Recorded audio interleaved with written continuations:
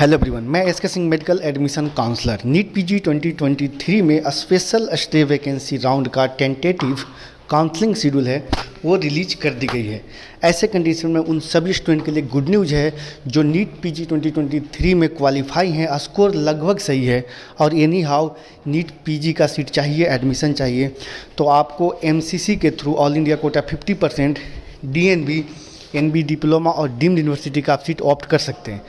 इसके साथ साथ डिफरेंट स्टेट का भी काउंसलिंग है, वो स्टार्ट हो जाएगा काउंसलिंग के दौरान। जैसे ही एमसीसी के काउंसलिंग का रजिस्ट्रेशन फॉर्म आता है वैसे ही ऑफिशियली आती है डिफरेंट स्टेट का भी काउंसलिंग शेड्यूल आना स्टार्ट हो जाएगा। तो अभी से आप लोगों को अलर्ट रहना है। अभी जो नोटिफिकेशन आई है टेंटेटिव वो ऑफिशियली नहीं आई है, ऑफिशियली आज इवनिंग तक या फिर कल तक आपको डाल दी जाएगी। यहाँ तक मैं बता दूँ कि सभी स्टेट का जहाँ पे सीटें वैकेंट हैं, खास करके हायर क्लिनिकल ब्रांच हो या फिर लोअर क्लिनिकल ब्रांच हो या फिर नॉन क्लिनिकल ब्रांच की सीटें हो, इन तमाम सीटों की काउंसलिंग कराई जाएगी।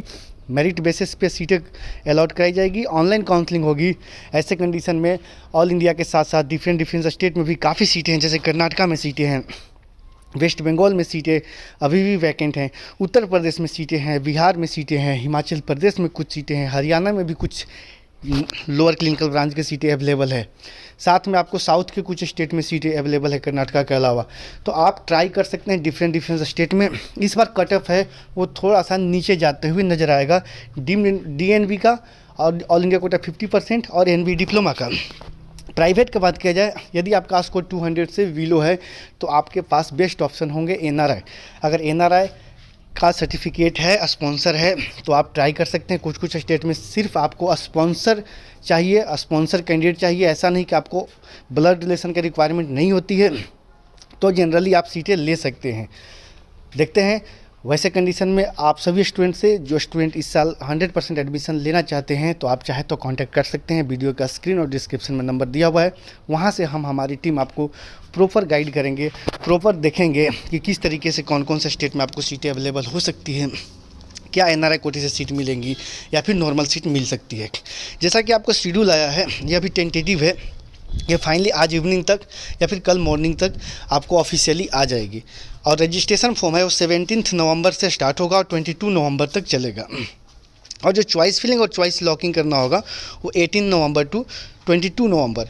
और प्रोसेस ऑफ सीट अलॉटमेंट होगा 23 टू 24 नवंबर। और पब्लिकेशन ऑफ रिजल्ट यानी कि रिजल्ट जो फाइनली आएगा वो 24 नवंबर को आ जाएगा। और रिपोर्टिंग जो करना है उन स्टूडेंट के लिए जो स्पेशल स्टे वैकेंसी राउंड के सीट अलॉट हो चुका है, तो उन सभी स्टूडेंट को जो रिपोर्ट करने का डेट रखा गया है वो 25 टू 30 नवंबर तक आप लोगों को, जिनको सीट मिलेगा, आपको रिपोर्ट करना होगा।